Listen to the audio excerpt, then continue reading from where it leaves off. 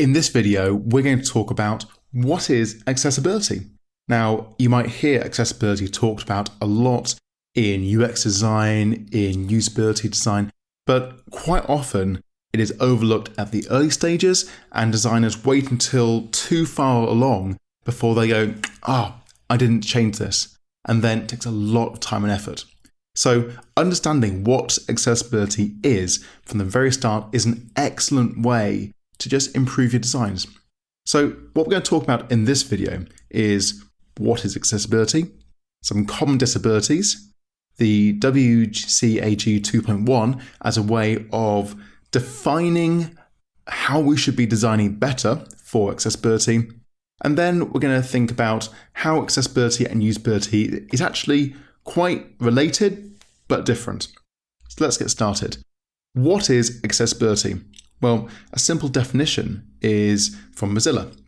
Accessibility is the degree to which a product is accessible by as many people as possible. Now, you're never going to capture everyone, but we can try and get the net as wide as possible. So we've got to focus on people with disabilities as part of what we do as designers. These are mental, these are physical. We think about impairments that have any kind of adverse effect on our ability or their ability to carry out normal day-to-day activities. Things that we take for granted, like shopping online or just going down the street, can be challenging for a wide range of people. And sometimes these are very minor that the person with disability might not even be that aware of, and quite often they are lifelong or very long term. So by improving the accessibility, we are improving the quality of life of many, many people. Quite often, a person will have more than one disability, and these can combine together to make things very challenging. So it's worth really considering very carefully. Something to think about is who has a disability. We tend to think of disabled people as being almost like a different species. Someone who's not quite there, or someone who's very old. But obviously disabled people, or people with disabilities, are all of us. We are, everyone walking around either has some kind of disability or will develop one in the future. And to say that we're not going to think about them because they're not important is really doing a disservice to just the human race. So if you want to be a UX designer and have great empathy for the person you're using, your app, you've really got to think about what happens if this person has mobility problems or cognitive issues. They deserve as fruitful and wonderful a life as anyone. So we must take it into consideration. Now, I did say before that you're not going to design for every issue. It's very difficult. So let's have a look at some of the most common disabilities that you are going to be facing as a UX designer. So colourblindness, dyslexia, and physical impairments do come up quite a lot. So colourblindness, we probably think we know about it, but do we really? Colourblindness is the decreased ability to see colours in differences. So the standard person will be able to see about 1 million colours. A colourblind person sees about 10,000 colours. So it's not a complete lack of colour. It really is just a reduction. So there's the bubble on the side here. If you can see that bubble very clearly and you see the numbers written there, then you are probably have normal sight. If you find it very difficult to actually pick out the number or you can't see a number at all, then you may be colourblind. It should say 74. Now, it is a particularly male issue where about 8% of men do have it. And that is a phenomenal amount. Just think about that. 8% of all men, so about 4% of your users, are not going to be able to see colours properly. If you don't design for that, 4% of your users are going to have a problem. If you're someone like Apple and you're making iOS, where millions of people are using it, that's a huge amount. It is only 0.5% of females, so 0.25% of your users, but that's still a good sample, a good size. So this is something that you must take very carefully. We'll come on to that later on, pay close attention to evaluating colour contrast in that video. But what does this look like? Well, if you have normal colour vision, you are the top left, you can see the tomatoes and basil very clearly, and depending on other kinds of colour blindness, so proton colour blindness, duotone colour blindness, etc., you will see different degrees. So the simplest way to check this is put your design into monochrome, so just black and white with shades of grey. If everything works clearly there, you're probably in a good place, but we will go into more detail on dealing with this. Dyslexia is another very popular, very common disability that designers tend to have a lot more than non-designers, funnily enough. So dyslexia is a syndrome or group of difficulties that include problems with literary skills, with memory, with perception, sequencing, and organizational skills. Now, it's between 3 to 7% of the population, so people tend to diagnose men a lot more for some reason. But it's theorized that women have dyslexia as much. It's just that we don't pick up on it as much. Maybe there's some gender bias in that. But either way, it's a very large sample of your population are going to have dyslexic tendencies. Now, everyone's actually on a spectrum of this, so the reality might be a bit higher. Now, if you don't have dyslexia, or maybe even if you do, and I said, what is dyslexia? You might say, well, it's a problem with reading, spelling, and writing, as that's what everyone thinks about. And they might go, oh, it's really good, you're more creative. But actually, the problems go a lot deeper than that because it's a neurological condition where part of the brain is not operating in the way it should, and other parts of the brain are taking on those skills to compensate, which is fascinating when you see brain scans. Now, dyslexia actually has huge impact on life. So I've highlighted just some of the issues which particularly relate to UX and UI design. So following written instruction, following technical manuals, understanding reports and letters, recalling read material. If you're using an app, particularly for specialists, and you're giving instructions and terms and conditions and sequence, do this, do that, then do this, don't do that, a dyslexic person is more likely to be overwhelmed and more likely to have a problem. Now, when the psychology issues come up about how many numbers people can remember in sequence, this is where it really comes into its own. Let's carry forward. Writing numbers reversed is not so clear, but with reCAPTCHA and websites, that's becoming more of an issue. Sequencing letters, putting spelling mistakes inside the word, so in the wrong order, passwords, etc. Spelling, grammar, punctuation, when writing emails, filling in forms, expressing ideas clearly in writing. If you're asking somebody to write emails as part of your customer support, that is going to be more challenging for a dyslexic person, on average, than speaking or other options. So you've got to really consider such a range of usability items. Just because your user testing shows that your website is okay, if none of those people are dyslexic, then maybe that 7% of the population that are going to have a very different experience of your website, very detrimental. And think about in terms of sales, if you had a 7% drop in sales, that's going to be big. So you've really got to think about this as something that's very important. The next one, which is quite an obvious area, is physical disabilities. Arthritis is often put around as a physical disability for UX design because it often will affect the hands and your ability to maybe type or touch or swipe or scroll. There are more.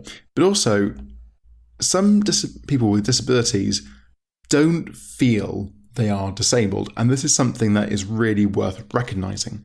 That just because you're in a wheelchair or just because you have had an amputation of some kind doesn't mean that you necessarily cannot do things. And many people take that as a challenge of, I'm going to do it. I'm going out there and I'm going to do everything that you can, plus I'm going to do it better. And that is something fantastic. However, there are many disabilities, physical disabilities, that mean that you've got to have different kind of computer input. So the gentleman in the top right here, he's got a stylus in his mouth and using that to control the keypad and the scroll pad. Now, that's really good, and people with disabilities do become very proficient at using these different kinds of input methods, different kinds of keyboards, etc. But there's always a but with this. If somebody is trying to type their password in using a mouth stick, as the guy on the top right is, and you make an error, going back and correcting it or re-entering information into forms, maybe some kind of recaptures, or different kinds of ways of navigating apps and websites might be a slight annoyance to somebody who's got full capacity of their hands. But for someone using a mouth stick or other kind of implement, it can be incredibly frustrating, incredibly tiring, and very unfair. So you've got to take these into consideration.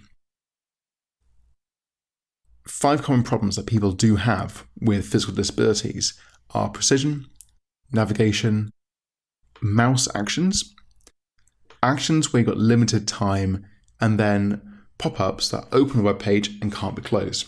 So obviously precision, if you've got to click a precise place on an interface or this very small target, it gets harder with these alternative methods. So the bigger the target, the easier it becomes.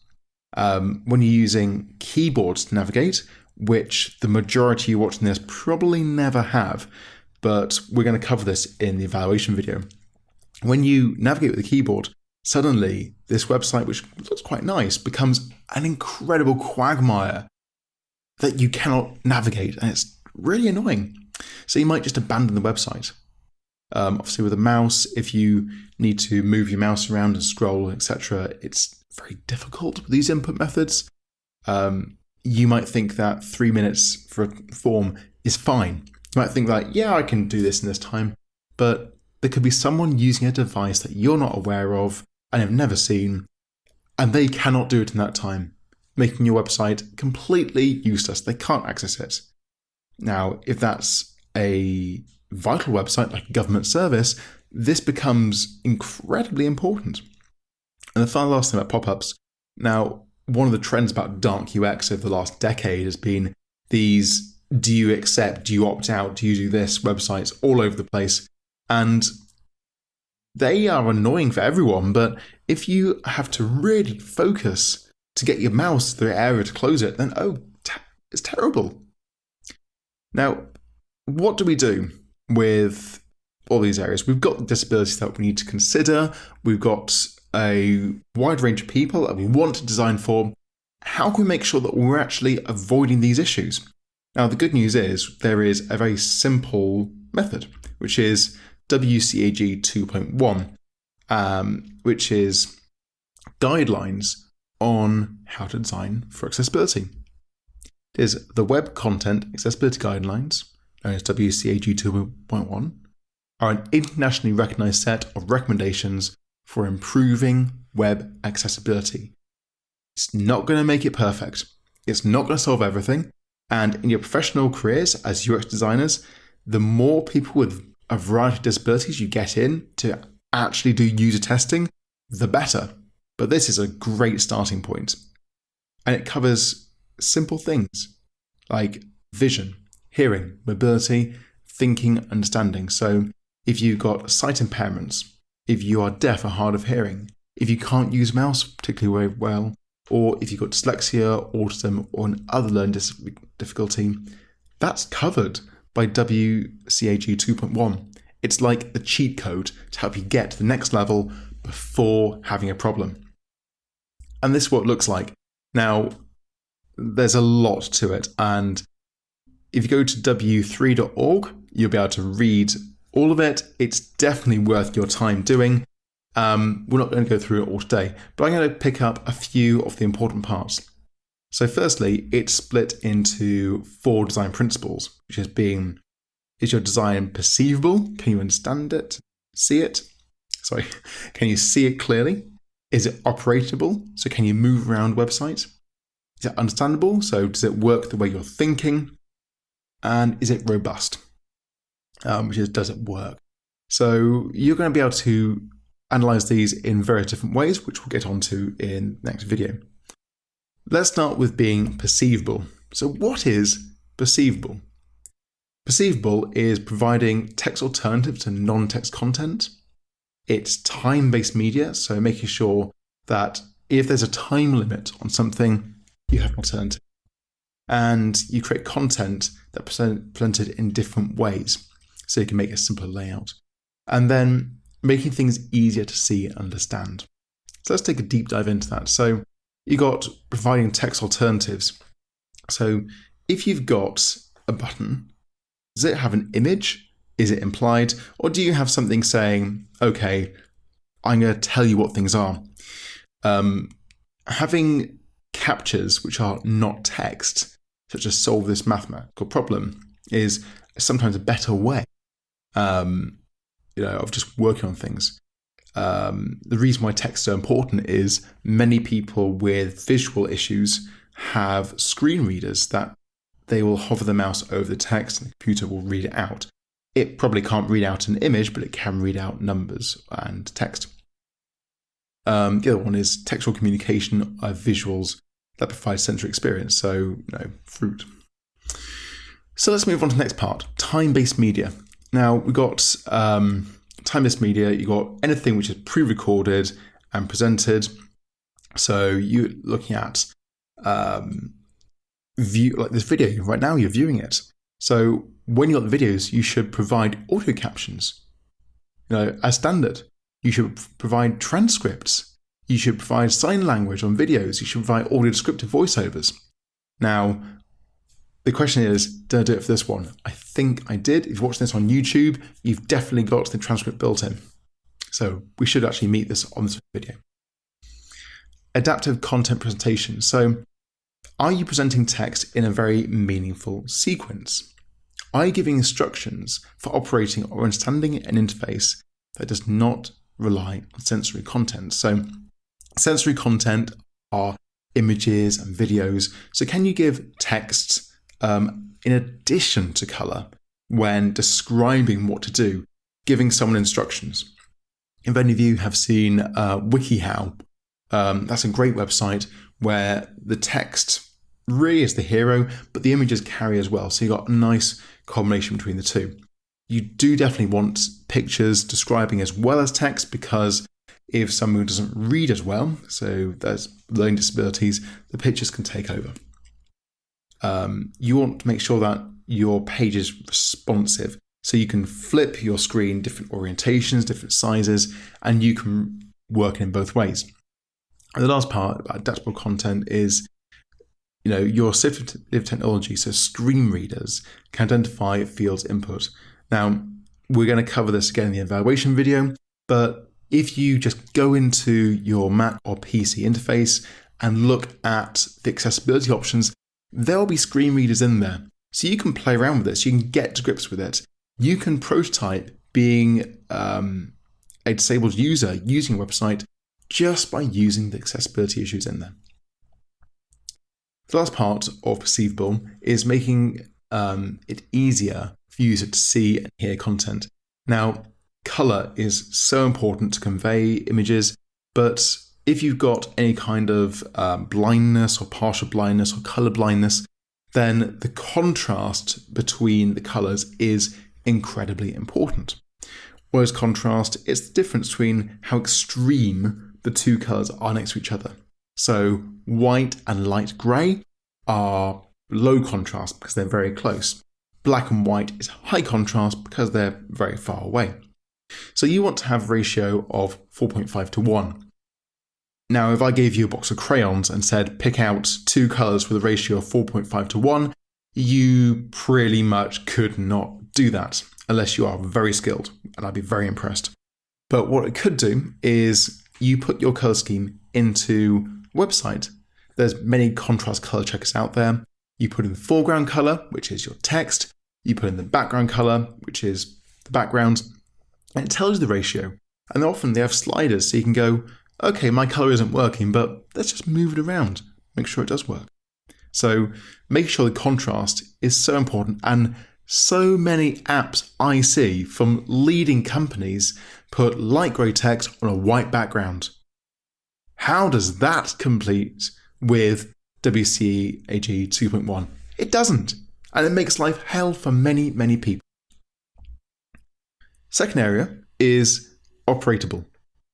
Now, if something's operable, you are making all functions available on a keyboard, providing people enough time to read and use content.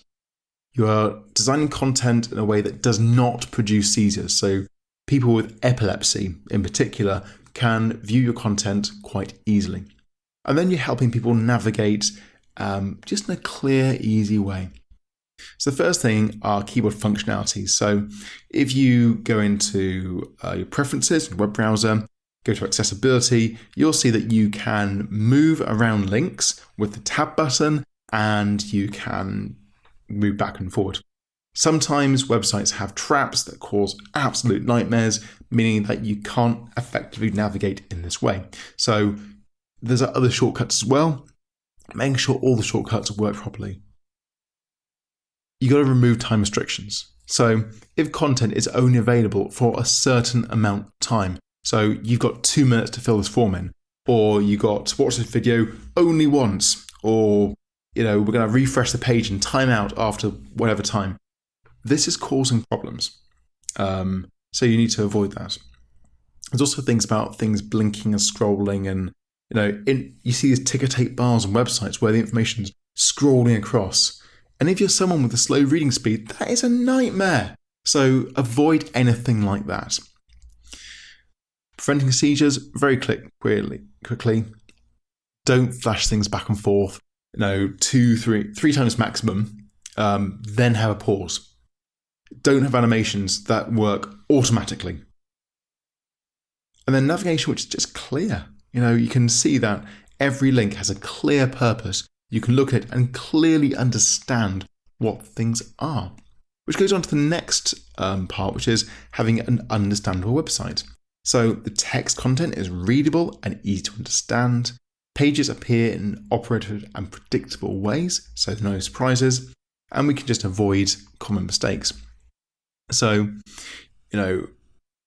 having a language assigned to a page so the browser can easily translate it is really, really great if you are from a different country, or helping different text readers interpret or read out right, and all the pieces that they do. Don't just put abbreviations in, because text readers don't deal as well with non-standard language, and you want to have relatively basic language use. So if your website is using very sophisticated, very advanced words with clever puns and alliterations and all these tools you can pull out to try and show off how good you are at writing, forget that stuff. Make it so that a secondary school person can read the work. So if they're 14 and they can read it, your website is good. And the last part is your website's, almost last, appearing in a predictable way. So when you click on something, you know where you're going to. The navigation is consistent throughout the website. You know what things are because the functions are the same symbols are used, and you're maybe universal symbols, universal layouts, so it's familiar. The person isn't learning how to use your website again and again. So that's what pages appearing predictably means. And then the last part of this section is helping people avoid errors. So you've done this before. You've put your email in wrong, put your password in wrong, you've filled something in a form wrong. When you make a mistake on a form or a website, say, hey, this section needs to be done in this way. Here's information on doing it right. Or even better, have a pop-up just above the form section as you're writing saying, hey, you're typing this wrong. I think you need to stop and change that. That will help you put everything in right the first time. So that's very important. The last section of WCAG 2.1 is your work robust? So robust is very difficult to deal with this area because it's all about coding. So you're maximizing your capabilities of the website backend, the coding, with current and future technologies. So it's adhering to the best coding standards, it's having clear code, it's not doing strange, weird things. It's not having weird plugins and in-browser windows pieces. We're not doing a coding course here, so I'm not going to focus on robust really for the rest of these videos. So I've talked about lots of things about making websites better with accessibility. WCAG 2.1 does go into a lot more detail than this. There's many, many points, and there's many different levels, which we'll come on to when we are assessing it. The point is that you could think, well, if I do all of this, isn't that just good design? Well, yes and no. So usability and accessibility do have quite a lot in common. Accessibility is making sure there are no barriers to access for anyone, as far as you can, often through accessibility, assistive technologies. Usability is targeting everyone who uses the site or product without considering people who have disabilities. So there really is a common bit there. The good thing is, if you make your website really accessible, people without disabilities won't really notice or really care. They'll just go, this is really good. So you'll be creating a great experience for all people when you consider accessibility.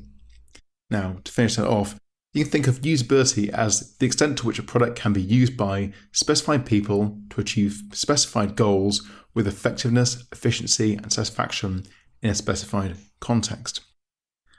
You can design a website to be accessible, meaning the disability has no impact on the experience compared to a non-disabled person. That does not mean it is usable. If the person with a disability experiences the same efficiency and satisfaction as a non-disabled person, the website is accessible. So, accessibility is very important. We must embody it as part of UX designers. It must be a part of our thinking all the way through.